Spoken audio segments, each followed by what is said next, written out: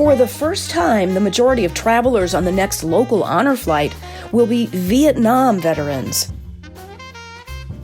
During the first WDAY Honor Flight, many World War II veterans were escorted to Washington, D.C. by their Vietnam veteran sons. Now it's time for those sons and others who served during the Vietnam era to get the thanks they deserve. Hi, this is Tracy Briggs, and welcome to this week's episode of Back Then, brought to us by Discover Jamestown. To learn more, go to discoverjamestownnd.com. Let me just say, I apologize for my voice. Between a bout with COVID a couple weeks ago and now allergies, for some reason my voice has decided it just wants to break and crack and whatnot. So I will try to get through this without being too gravelly.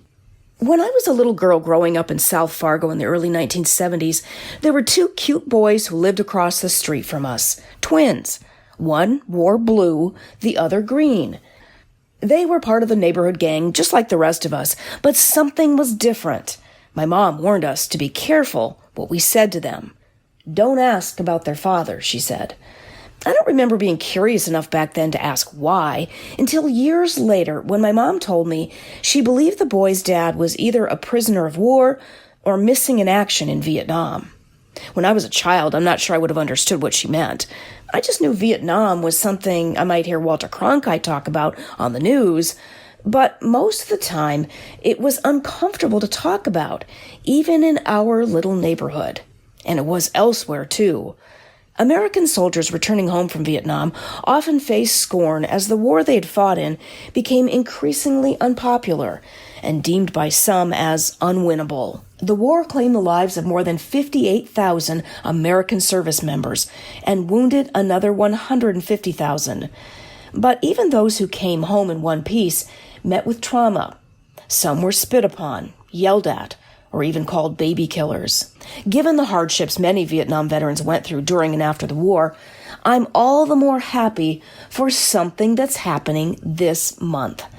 The local Honor Flight program in North Dakota, a program that started by taking World War II veterans, then Korean War veterans to Washington, D.C., free of charge, has turned a page.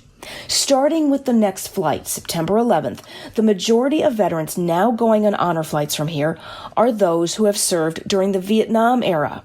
A long overdue nod to a generation that hasn't been thanked enough, but who, in my experience, has worked harder than anyone to make sure others have gotten their due. Let me explain. Honor Flight came to North Dakota in 2007 when WDAY Informed Communications sponsored the first few trips, taking World War II veterans to D.C.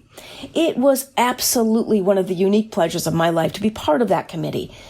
And I noticed something as we met frequently in the third floor boardroom of WDAY. About 1/3 of our original committee members were Vietnam veterans. Some worked as veteran service officers or for military organizations. Others were just private citizens. But all of them worked harder than anyone to make sure their World War II brothers and sisters got the recognition they deserved by taking the trip. I remember asking one of those Vietnam veterans on the committee, why they were so committed to the project. He told me, just because his generation hadn't always been treated well when they came home didn't mean we shouldn't do everything possible for another generation to get the thanks they still deserved. That stuck with me. Those Vietnam veterans on the committee had been through so much, but many felt it was still their job to make sure their World War II fathers, who, by the way, were probably more likely to have gotten a hero's welcome home, to still get their pats on the back today. Fast forward to 2015, and the Honor Flight started taking Korean War veterans on the trip, who also deserved thanks and appreciation. And those trips have continued ever since, with a brief stoppage during the pandemic.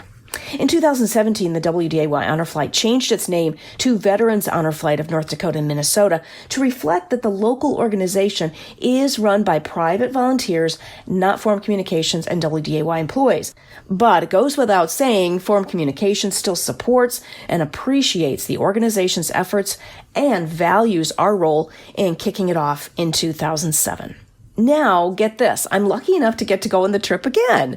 This time not as a bus captain or board member and all that stress, but Now I get to go as a newspaper reporter. So I'll be bringing you the stories of local veterans going on the trip from September 11th to the 13th, 2022, flying out of Grand Forks. And by the way, there is another flight leaving from Fargo in October. I'm not sure at this point what the stories will entail, but I hope to show the Vietnam veterans seeing the sights of Washington, including the memorials and monuments built for them. So just watch for those stories on inform.com.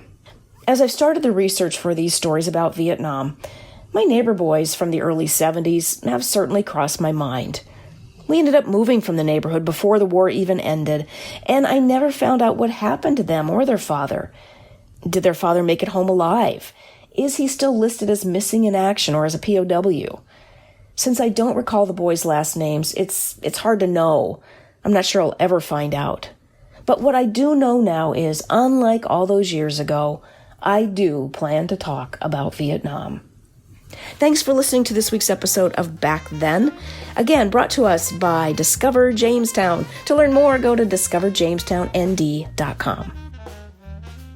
Forum Communications is proud to be part of The Trust Project. Learn more at thetrustproject.org.